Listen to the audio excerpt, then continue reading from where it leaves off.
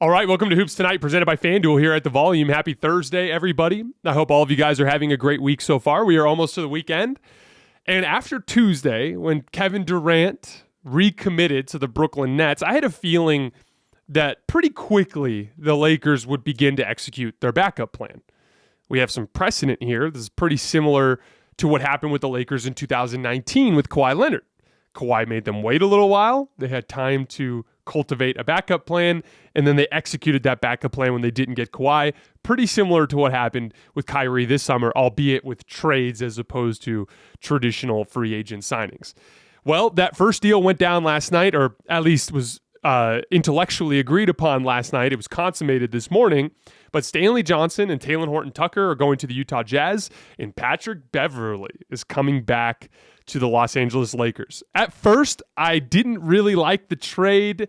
When I first saw it come down last night, I'm very high on Stanley Johnson, not just as who he is as a basketball player in a vacuum, but with this particular Lakers team that is so thin on the wing, I viewed him as very valuable. So initially, I wasn't super high on the deal, but thankfully, you know, it's funny. I knew I needed a couple of hours to really digest all of the different elements of the trade, the players involved, the players that the Lakers signed this summer to potentially help that situation, how it impacts next summer, the fit with LeBron James and Anthony Davis. I knew I needed to take a lot of time, and I was having a date night with my wife, so I knew I'd get in huge trouble if I just dropped everything that we were doing and got on my computer for a while. So I just put my phone down, put it on Do Not Disturb, and I was like, I will get to this in the morning. And then this morning, I dove into it. And honestly, I'm a lot higher on the deal than I was last night. And I will explain why during the show today. The way I want to do this is I want to get into each of the players to talk about their strengths and weaknesses specifically so that we can understand the value exchange that is taking place in this trade. I want to talk about the Lakers front office and what this kind of indicates from them and their trajectory over the last few years, because I think that's interesting. I want to talk about this year's Lakers team and the identity that is starting to take shape with this Patrick Beverley deal, as well as the deal that I expect to follow shortly thereafter. And then last but not least, we're going to briefly touch on the Chet Holmgren injury, which is going to keep him out for the season. You guys know the deal. Subscribe to the Volume's YouTube channel so you don't miss any more of our videos. Follow me on Twitter at _JasonLT so you don't miss any show announcements. And last but not least, if you miss one of these shows and you can't get back over to YouTube to finish it, don't forget that we release them in audio form wherever you get your podcasts under Hoops Tonight. All right, let's start with Patrick Beverley. He's not my favorite guy. Not even having to do with basketball, just as a guy. The whole loudmouth concept is not my favorite type of personality. Pushing Chris Paul in the back after losing a basketball game, the way he's behaved on First Take, being like outwardly aggressively disrespectful to people. He's got dozens of one-liners in interviews and press conferences and show appearances and stuff where he, I think, in my opinion, has crossed a line in terms of respect to his peers around the league. That's just my opinion on who he is as a guy. That's separate from who he is as a basketball player. Patrick Beverley is a very good basketball player. And for all of the attitude things I said, he's not a malcontent. He directs that behavior outside of the locker room, which is a good thing. He doesn't beef with teammates. So his behavior is not going to negatively affect the Lakers, in my opinion. The one thing I will say, though, is the beef that exists between Patrick Beverley and Russ makes it way more likely that Russell Westbrook will be traded. Obviously, Patrick Beverley is the one that injured Russell Westbrook's knee, and then Russell Westbrook had comments basically undercutting Patrick Beverley's success as a defensive player, which Patrick Beverley took exception to because he thought that was him actively attacking his perception around the league and potentially costing him money. There's a lot of bad blood there. So I think you can pretty safely assume that Russ is going out of the Lakers locker room as a result of this Patrick Beverley deal. But I did want to get into the basketball a little bit. He is a downright disruptive point of attack defender. We talked about the difference between positional defenders and disruptive defenders. Positional defenders give ground to make you shoot over the top. Disruptive defenders are more aggressive forward, try to disrupt your handle and shooting pocket, but they're more likely to give up straight line drives. We're going to get a little bit more into that later as it pertains to the fit with the Lakers, but he is a downright disruptive point of attack defender. He's what I would call a pest. He's a guy that is actively doing things that aren't even necessarily normal basketball behaviors because he's trying to get in your head. He's trying to frustrate you. He's trying to get you to outside of your element and to be uncomfortable. There's a great deal of value there because there's nothing that's more important to an offensive player playing well than his comfort. If he feels comfortable dribbling the basketball, if he feels comfortable getting to his shot, in all likelihood, he's going to have a good shooting night. These guys are too talented. They work too hard to not play well when they're comfortable. Patrick Beverley actively attacks your comfort zone and tries to make you play outside of that. And a lot of players really struggle with that, which is why he's as successful a defensive player as he is. He plays with consistent energy. And like the real kind of consistent energy where he really tries on every single possession, not the Russ consistent energy where it's more of the yelling and the screaming and the jawing, and there's a whole lot of possessions being taken off surrounding that, so it's kind of more showy than it is substance, you know what I mean? He's a decent catch and shoot three-point shooter, 60 for 156 last year. That's 39%. He was 7 for 15 on catch and shoot threes in the playoffs, which was 47%. What does that amount to? He's a standard spacing threat. He's not a guy that people are going to actively account for off the ball, but he is a guy that teams will play normal positional defense off of him when he doesn't have the basketball. They'll be far enough away that they can help, but close enough that they feel like they can close out. They're not going to abandon Patrick Beverley and leave him open because he has proven himself as a willing and capable catch and shoot three-point shooter. He's also really smart attacking closeouts, and he can make some plays as a second side creator. There's a huge difference between primary side creator, meaning you're attacking a set defense. You bring the ball up the floor, the defense is set in perfect positioning, and you're attacking. Patrick's not going to succeed in that specific situation. But if he's attacking closeouts, meaning the defender is out of position and sprinting out at him, or he's a second side creator, meaning he's running an action after the defense has already been put into rotation, he can actually have some success there. He had 268 assists this year to just 67 turnovers. That is a 3.67 assist to turnover ratio. Among all players in the league who played at least 50 games and at least 20 minutes per game, I would call that any normal full-scale rotation player, he was fourth in the league in assist to turnover ratio behind just Tyus Jones, Chris Paul, and Monte Morris. So he is good at making plays against a compromised defense without turning the basketball over. That's very impressive. He is a solid NBA starter. So if you look at it from that perspective, the Lakers are flipping 2 bench players for 1 starter. And as I said going into the summer, the Lakers are in a predicament because if you don't count Russ, who's eventually going to be sent out, they have 2 players on the entire roster who are NBA starters, LeBron James and Anthony Davis. They needed to bring in starter-level NBA talent, and Patrick Beverley absolutely fits that mold. The one huge red flag that I would take a look at here is health. Patrick Beverley has averaged 47 games played in the last 5 years. He pretty consistently has a pretty significant injury that keeps him out a decent chunk of the season. Let's take a look at the players that the Lakers are sending out. So first of all, Talen Horton-Tucker. I really liked Talen. And I really believe in his potential as a two-way power guard. The name that I always throw out is like the high end of his spectrum is Jrue Holiday. That's unlikely, but he has that potential. That's a type of player that he could be if things go right. He's only 21 years old, but he has a really low center of gravity. He's super strong, and he has very long arms. That helps him guard up in size. Despite only being 6'4", he can guard a 6'8" wing because of how strong he is, because of how low his center of gravity is, and because of his long arms that allow him to be disruptive in someone's ball handling and in their shooting pocket. It also makes him offensively very difficult to knock off of his line. This is what I mean by power guard. Like if you look at Jrue Holiday, you think he guards up a position. He can guard basically anybody but a big, right? Because he's so strong and he has that low center of gravity. And if you put small guards on him, he can post them up and he can drive them to the basket at will because of how big and strong he is. Talen has that capability. I actually really like the way he attacks the basket too because he doesn't seek foul calls. He tucks the basketball like a running back, goes up with power, and then extends to try to finish at the rim. He averaged 2.1 restricted area makes per game this year on only 25 minutes per game. That's pretty significant. There were a lot of players in my top 25 list that weren't getting to the rim that often. Now, he did only finish at 60% there, which for a guard is okay, not good. But the dude can flat out get to the rim. And he's an excellent, disruptive on-ball defender. So those are his two elite skills right now. That high-end potential Jrue Holiday concept depends on those two skills being combined with a well-rounded skill set around there. But he's in that well-rounded skill set. He's got a long way to go. He cannot shoot the basketball.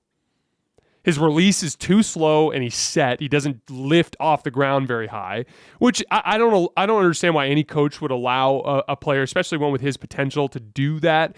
The main reason why is in the NBA with the speed and the change of direction and things like that, I don't understand why you would want to slow yourself down to then shoot a set shot as opposed to shooting with more fluidity and pace like the vast majority of guards and wings in the NBA do.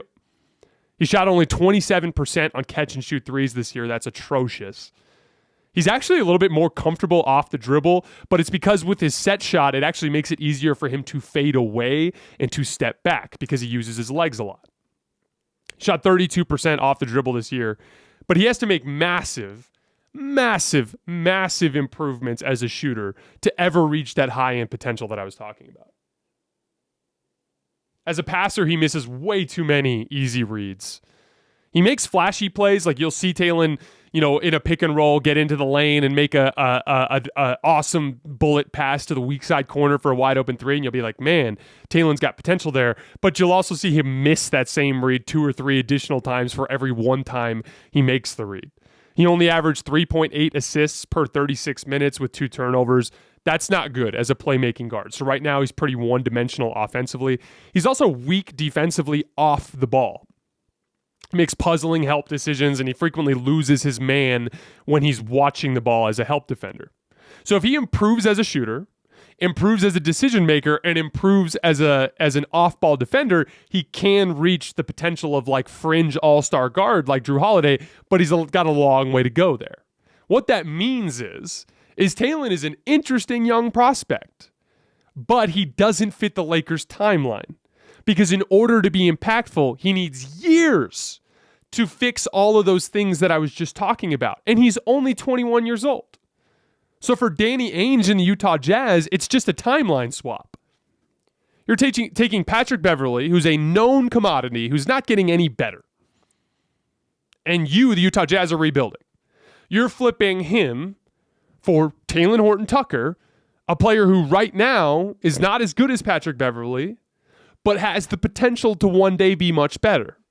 So I like the move for Utah in that regard, and I like the move for the Lakers in the sense that they're bringing back a player that more accurately fits their timeline and can actually help LeBron James and Anthony Davis win games right now. That swap made sense to me. Where I had concern last night was Stanley Johnson. All right, so first I need to reveal my biases here. I'm a huge fan of Stanley Johnson. I was born and raised in Tucson, Arizona. He came here and played at the University of Arizona for 1 year before he went to the NBA. And him and I played against each other a lot while he was here during the offseason. And we had a good relationship, and I just like the guy. So that's going to color my analysis here a little bit. But he also is directly a very important fit within what the Lakers need on this roster. This Lakers team is sorely lacking in wing size, and Stanley is their biggest and most athletic wing. He's 6'7" with shoes on, and here's the big one. He's 242 pounds. That is huge for a wing. LeBron James is considered one of the biggest and most physically imposing wings in the entire history of basketball, and he played most of his career at about 260, and Stanley Johnson's 242. The vast majority of 6'6" wings in the league are like 210, 215, and he's 242 pounds. That allows him to guard up in size. He also has a 7-foot wingspan. He is the best defensive wing on the roster for the Lakers. Now, in fairness, he can't shoot. 29% on catch and shoot threes this year. He attacks closeouts well and can pass the basketball, but it's not enough to make up for his other offensive shortcomings. So that does make him a bench wing. My thing is, with how thin they are on the wing, I would have looked at other options before I would have allowed Stanley to go that easily. Now, I don't know the situation. I don't know if Danny Ainge insisted on taking Stanley or what the deal was. And look, if he insisted on taking Stanley, then you got to throw Stanley in the deal because flipping Talen for Patrick Beverley is worth it. But that specifically was my one big reservation about this deal. One thing I'll say in defense of Rob Pelinka, Juan Toscano-Anderson and Troy Brown Jr. effectively do fill this role. And with the two of them and Austin Reeves on the roster, they should be able to fill that role. It's just a matter of depth. I would have looked at other options before losing Stanley because of the depth and because of matchups. Him being 242 pounds, that's so much heavier than a Troy Brown Jr. or an Austin Reeves. That allows him to guard bigger wings and forwards that those guys just simply can't guard. So that was my one big reservation from the deal. So zooming out from the trade a little bit, you're flipping a bench wing and a bench guard for a solid NBA starting point guard. So that's a good exchange for the Lakers. They also get off Talen Horton-Tucker's contract, which gives them more long-term flexibility, which we'll talk about here in just a few minutes. I also really like specifically what Patrick Beverley does offensively and defensively alongside LeBron James and Anthony Davis. In Minnesota, because of Anthony Edwards and D'Angelo Russell and their lack of confidence as ball handlers in a lot of situations, Pat Bev was asked to do a lot with the basketball. He also had a good matchup against John Morant, so he was attacking a lot. But the reality is alongside LeBron James and Anthony Davis, he is going to be able to hyper-focus his skills in the directions that he's great at. Ball pressure, being a disruptive defender, being a great rebounding guard, shooting in spot-up situations, attacking with an advantage on the second side and attacking closeouts. He's going to be able to direct his resources in the directions that he's most capable of. But this is why the Pacers trade is so important. The proposed Buddy Hield, Miles Turner for Russell Westbrook and 2 first-round picks trade. When you lose Russell Westbrook and you lose Talen Horton-Tucker, all of a sudden your backup creators outside of LeBron are Kendrick Nunn and Patrick Beverley, which is just not good enough. Buddy Hield fills that role of that secondary creator next to LeBron that properly slots Patrick Beverley and Kendrick Nunn as weak side creators. And Hield provides that off-the-dribble shooting that I've always found so valuable. We've talked about this before, but just about every point guard that has played for the Lakers has been a bad shooter. You know, Rajon Rondo, Dennis Schroeder, Russell Westbrook. You guys get the point. And what ends up happening is it makes the Anthony Davis point guard pick and roll useless because teams can go underneath the screen and they don't have to account for off-the-dribble shooting. Buddy Hield is an outstanding off-the-dribble, high-volume three-point shooter. So that makes it so that guards have to chase him over the top of the screen, which changes the dynamic of the pick and roll. If the guard is chasing over the top of the screen, Buddy Hield can get downhill into the lane. If Buddy Hield can get downhill into the lane, then the big man in the drop coverage has to step over to contain Buddy Hield. If the big is containing Buddy Hield and the guard is chasing over the top, who's rolling untouched to the rim? It's going to be Anthony Davis. They're going to have to pull guys out of the weak side corner to tag Anthony Davis as a roller, which is going to open up wide open shots on the weak side. Or if they stay on that shooter, Anthony Davis is going to get pocket passes or lobs for dunks all day long. So Buddy Hield is immensely important now to the Lakers because you can't have Patrick Beverley and Kendrick Nunn being your secondary creators, and you need to unlock that Anthony Davis pick and roll again. As far as Miles Turner goes, this is a too big team. Not only did you just bring in another small guard, but you just shipped off your biggest wing. This is a team that is very heavy on little guards and big players, centers, right? So you're not going to be playing Anthony Davis at the 5 because you don't have enough wing size. This is a too big team. LeBron's going to play most of the season at the 3, and Anthony Davis is going to play most of the season at the 4. And I like Thomas Bryant, and I like Damian Jones. But on good teams, they're bench bigs. So Miles Turner brings in a starting level NBA center to fill that role. Once again, now if with this deal, I can confidently say that the Lakers have 5 NBA starters because they'd have Patrick Beverley, Buddy Hield, LeBron AD, and Miles Turner. Miles Turner is an interesting player because his value is so specific to this system in the modern NBA. He can shoot a little bit, and he's an outstanding rim protector, and he runs the floor okay. But like a lot of bigs, he struggles in spaced out situations, and he's not going to be able to guard on the perimeter. He's also not great at attacking closeouts. So you're never going to use him in a 5-out, attacking closeouts type of system. You're not going to count on him to extend an advantage or to drive and kick to other teammates. Defensively, you would never play him with small lineups where he needs to cover a lot of ground. But in huge lineups where you're primarily funneling guys to bigs and you're using drop coverages instead of switching, you can keep him near the rim where he's more impactful. Turner has weaknesses, and teams will find ways to attack him, but he also has immense strengths, and they can at least try to build the system around Turner's strengths, and you can kind of start to see the identity of the Lakers taking shape. They are going to be an aggressive perimeter defense team that is willing to give up drives because they're going to have a ridiculous backline defensively. Miles Turner is one of the best shot blockers in the league. So is Anthony Davis. LeBron James, when engaged, is a dynamic help defender on the backline. The three of them cleaning up messes on the backline will allow Patrick Beverley to be more aggressive on the perimeter. It will allow Buddy Hield, a limited defensive player, to focus on ball pressure, to focus on disruption, knowing if he gives up a drive, it's not the end of the world because there's a ton of help behind him. And he just needs to rotate out to the next guy.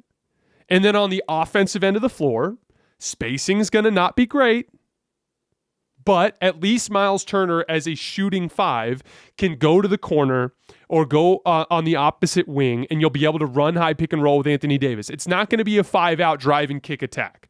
It's going to be a traditional high pick and roll and mismatch attacking type of system, but Miles Turner's ability to he's not a great shooter, but he's a competent shooter. His ability to be a competent shooter will at least provide them better spacing than they had in the 2020 season when that big man was Dwight Howard and JaVale McGee. And the Lakers' half-court offense suffered that year because of spacing. I think it'll be a little bit better this year if they can get Miles Turner into that role. So as far as grading this trade goes, it's an incomplete. If they get Buddy Hield and Miles Turner, I'll give it a B because it fits the identity of the team, but I don't like losing Stanley Johnson. But we can't technically give them that trade until the following trade, whatever it is, ends up actually taking place. So I'd give it an incomplete as of right now. But once again, just like every other season of this Lakers era, everything comes down to health. Miles Turner has had health issues. He's played less than 50 games 2 years in a row. Patrick Beverley is averaging less than 50 games in the last 5 years. LeBron James and Anthony Davis have had health issues. If they all get hurt again this year, this is another team that will miss the playoffs. But if they all stay healthy, they can be damn good. The other angle to this trade is the future. Getting off of Talen Horton-Tucker's deal gives the Lakers more cap space next summer. There are other factors there, obviously, like if they trade and obtain Buddy Hield has 1 more year on his contract. But Russell Westbrook's salary is bigger than Hield and Turner, so chances are that they make up some of that ground there. But then again, he'd be an expiring, so they might be able to move him. There's a bunch of different pieces in play, but they could have as much as $35 million in cap space next summer. That's the max. That's if they somehow manage to shed all the salary after the season. Because LeBron James and Anthony Davis alone leave the Lakers with only $35 million in cap space. That's not enough to offer a max, but it is enough to attract high-level players who would be willing to play with the Lakers alongside LeBron James and Anthony Davis.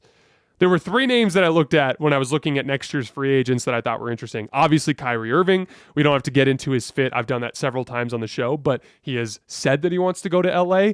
Obviously, if things go south in Brooklyn this year, I would imagine that he'd be the top target for the Lakers. James Harden is also potentially a free agent next year if he opts out of his player option, which his player option would be right around what the Lakers have in cap space next year. I don't think that's a realistic option because I expect things to go well this year in Philly. I think James Harden has recommitted to taking care of his body. I expect him to have one of the best seasons of his career this year, and I expect the Sixers to be very good, and I expect him to stay in Philly. But if something else goes south in Philly, for instance, if Joel Embiid gets hurt, or if James Harden, for whatever reason, doesn't have a great season, he could end up opting out of that deal and becoming an unrestricted free agent next year and looking outside of Philly, at which point the Lakers become a possible destination for him there. The last guy I wanted to mention here is Andrew Wiggins. He's an unrestricted free agent next summer. The Warriors will have his bird rights and have the ability to sign him again, but they're in a huge situation with luxury tax and their payroll. So there's a decent chance that Joe Lacob ends up letting Andrew Wiggins go. Andrew Wiggins is not an all-star, but he's a very interesting fit. Well, technically he was an all-star last year, but he's not an all-star type of player, but he's a very interesting fit alongside LeBron James and Anthony Davis to actually allow them to go small. You need a legit 3-and-D wing and a legit 3-and-D power forward in order to put an Anthony Davis at center. LeBron James can do that at the 4, but they've never had someone to fill in that spot at the 3. It wasn't Trevor Ariza. They let Kyle Kuzma go. Maybe Andrew Wiggins could be that guy for them. Point is, the getting off of Talen Horton-Tucker's deal gives the Lakers more cap space next summer, and they will be an interesting player in the free agent market, albeit a limited free agent class, but a couple of interesting names in there.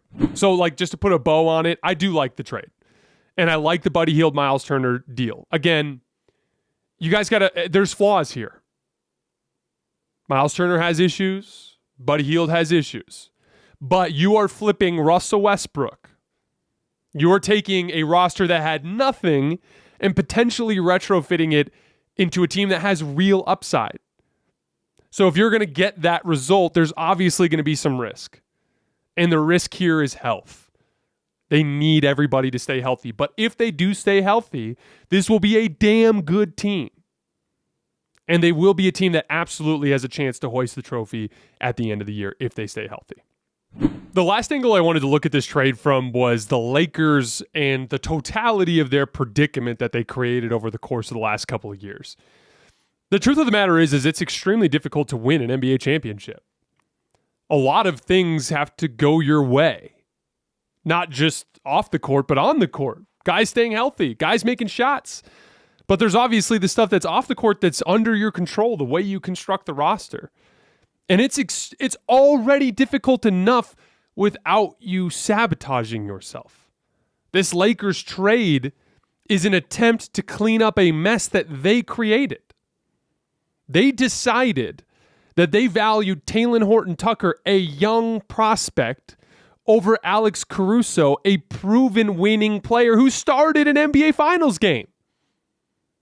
Then they had to trade Talen with Stanley Johnson to get back a player in Patrick Beverley who is a lesser version of Alex Caruso. Alex Caruso is the same type of disruptive defender, the same type of impact effort player that also has the size to guard up several positions. He's a better player. And the Lakers are undoing damage that they did to themselves as a result. And it's really unfortunate. The other angle I wanted to look at here is the Lakers have such an interesting direction that they're going in, different than the other teams around the league. All of the smart teams are going in on wings. Players between 6'6" and 6'10" that can guard multiple positions and dribble the basketball and shoot and do all the things that perimeter players do, while also containing on the perimeter as defensive players. And the Lakers continue to prioritize the exact opposite. Small guards and bigs. Arguably their best free agent signing this summer was Thomas Bryant, a center. Their first trade targeted a small guard. They have shipped off Stanley Johnson, their biggest and most athletic wing. Their mid-level exception signing was on an undersized guard that's not a great defensive player. While all of the smart basketball minds in the league are going one way, the Lakers are going the opposite way. It's one of the biggest reasons why I don't have a ton of confidence in the direction that Rob Pelinka has taken this team. Now, LeBron James and Anthony Davis are so damn good that they might be able to win anyway. They actually did at one point in time. But at a certain point, if the Lakers are going to have consistent success in this league, they're going to need to have a front office that pays attention to what works in the modern NBA so that they can target those players, so that they don't make mistakes that put themselves in a situation where they have to fix their own problems. Going after Russell Westbrook, sacrificing the wing defenders that they lost, Alex Caruso, Kentavious Caldwell-Pope, Kyle Kuzma. Any smart president of basketball operations that is aware of the direction the league is going to know that's a bad idea. And the Lakers did not. And so they walked headlong into the trap, and now they have to clean up the mess. And as a result, they have to make high-risk moves, like obtaining guys like Patrick Beverley and Miles Turner that haven't been healthy often and that have flaws. So it's just an interesting dynamic because the Lakers have enough, cachet around the league to pull big names, but their front office is definitely a step behind the rest of the league, and it will permanently, as long as Rob Pelinka is in control, as long as Jeanie Buss allows the decision-making process to work the way it does, the Lakers will be operating at a disadvantage, and it'll make it harder for them to win. All right, before we get out of here today, I wanted to quickly touch on this Chet Holmgren injury. So, first of all, as far as it pertains to Chet and his health, hopefully this was just bad luck on the play where LeBron was barreling into him and not the classic issue that seems to happen to so many super tall players in basketball history, which is they have bad feet. Hopefully that's not what happens here to Chet, and hopefully he makes a full recovery. The question that was flying around this morning was, should players play in pro-ams? Should players play in the summer? And I find this to be such a stupid conversation that's frustrating for me to listen to. Now, if it was wet floor, like if it was about the wet floor, I get that.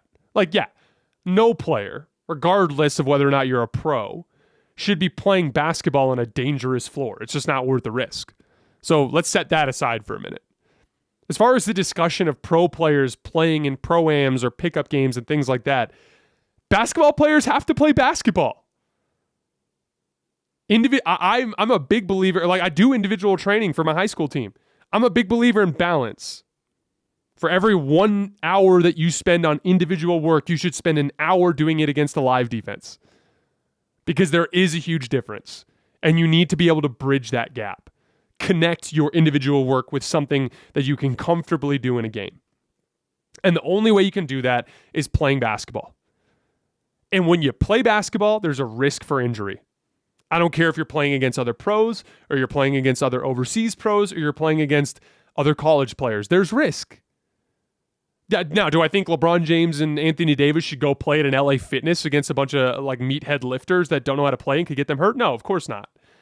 But when it comes to live basketball against other competent basketball players, they should play in the offseason. And fear of injury is irrational. You could avoid playing pickup all summer and then get hurt on the first day of training camp because you land on someone's foot. Injuries are part of the game. Basketball players have to play basketball. Therefore, some basketball players will get injured. It's part of the deal. I feel horrible for Chet, and I hope that he makes a full recovery, and I look forward to watching him next year. But there doesn't need to be some sort of, rehashing of whether or not basketball players should play basketball. That, to me, is so nonsensical. All right, guys, that is all I have for today. As always, I sincerely appreciate your support. We should be back on Sunday night. I will see you guys then.